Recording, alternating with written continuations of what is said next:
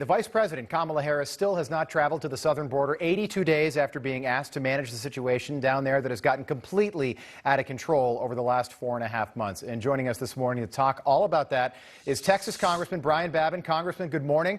Nice to see you again. Great to see you, Rob. Congressman, the numbers are now astounding. We are getting close to over 1 million illegal border crossings. It should happen by possibly the end of this month, if not early July. And the administration is doing next to nothing to try and solve this crisis. How bad is it right now? It's very, very bad. I'm in contact with folks that are down there. I've been down there a couple of times, have plans to go this coming month as well, taking my colleagues back on trips. I'm the Border Security Caucus co-chair. It is a problem of a magnitude that the average American just doesn't know. If it wasn't for news outlets like you, very few people would know what's going on. But thank goodness we have an informed, at least a segment of our population that knows that this is an out-of-control, chaotic disaster for national. The implications for national security are very, very bad. Congressman, I want to ask you quickly about. I can tell you that there are more and more coming in every single day.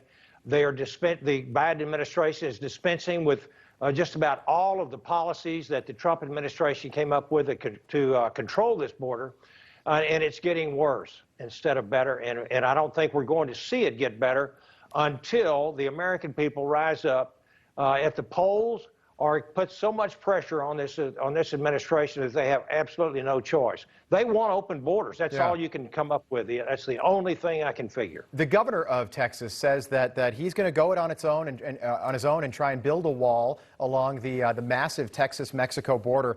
He is approaching an election in 2022 himself.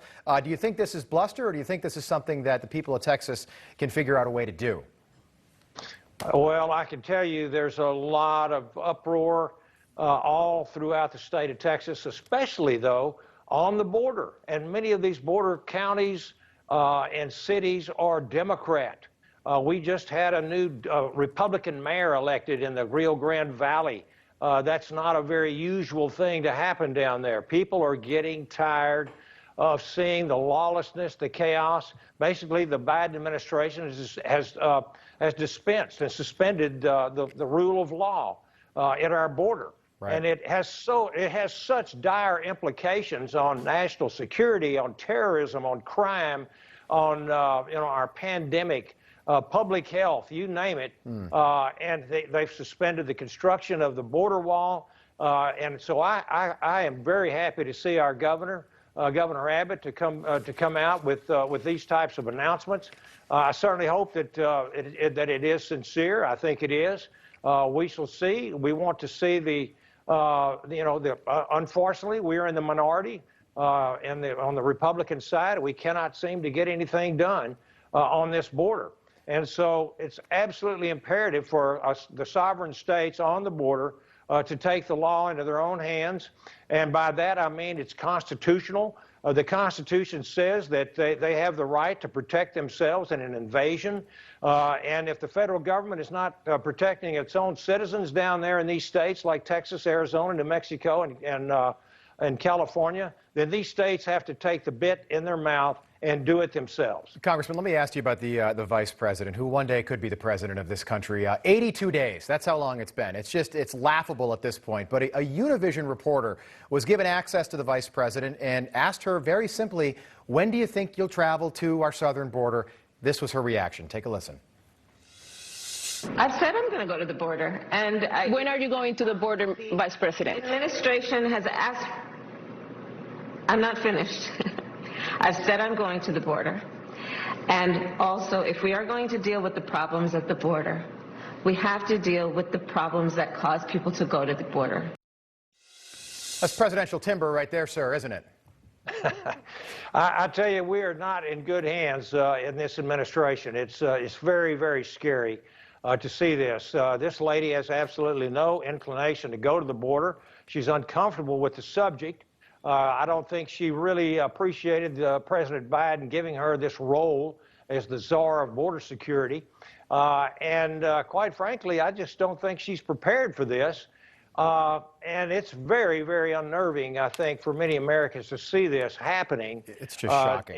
And look, the wokeism, the hard left culture changes, that cancel culture that we see this administration and the radical wing of this party, which is actually the wing of the party that's making most of these progressive moves, right, is very scary to Americans. And I'll tell you, I read just the other day, in fact, last night, a defected student from North Korea going to an American university, and astounded that she escaped from communism and socialism. And she says, even in North Korea, we weren't this nuts. It's just shocking. She's talking about the woke culture of American academia. It's totally very shocking. sad. I saw that very same report, sir. I do want to bring this up quickly. House Republicans introduced a resolution to censure and condemn Ilhan Omar, member of the squad, after she posted this tweet just the other day saying, we must have the same level of accountability and justice for all victims of crimes against humanity. We have seen unthinkable atrocities committed by the U.S., Hamas, Israel, Afghanistan, and the Taliban. Keywords, Taliban and Hamas in that tweet, comparing Afghanistan to Israel and the U.S. Doesn't get much more offensive to that. If she is not ripped from her committees, if she is not punished in some way, Congressman, there will be no accountability if this is allowed to continue to happen. There is no accountability for Democrats who do things much more egregious than any Republican has ever done. And Republicans, as you know, have been removed from their committees for saying things even before they were elected. And there seems to be no accountability for the squad or for members of the Democratic Party that say the most outrageous anti-American, anti-Israel, anti-American allies, our values, and just, again, the woke culture, the hard left, the socialism, and quite frankly, a lot of them seem to be bent on communism. And when you have someone from North Korea or someone that has escaped from Venezuela coming up here and saying, how can you people in America stand for this type of thing? Because you're headed in a direction which is very, very scary, from which I just escaped from. And I hope the American people wake up, because at the midterms next year, we've got to retake this House and the Senate and hold the line against this administration. It's obviously bent on destroying the great democratic republic that we love for 244 years. I'm with you. We appreciate all your time this morning. That is Texas Congressman Brian Babin joining us. Congressman, nice to see you. Thank you. Yes, sir, Rob. Thank you.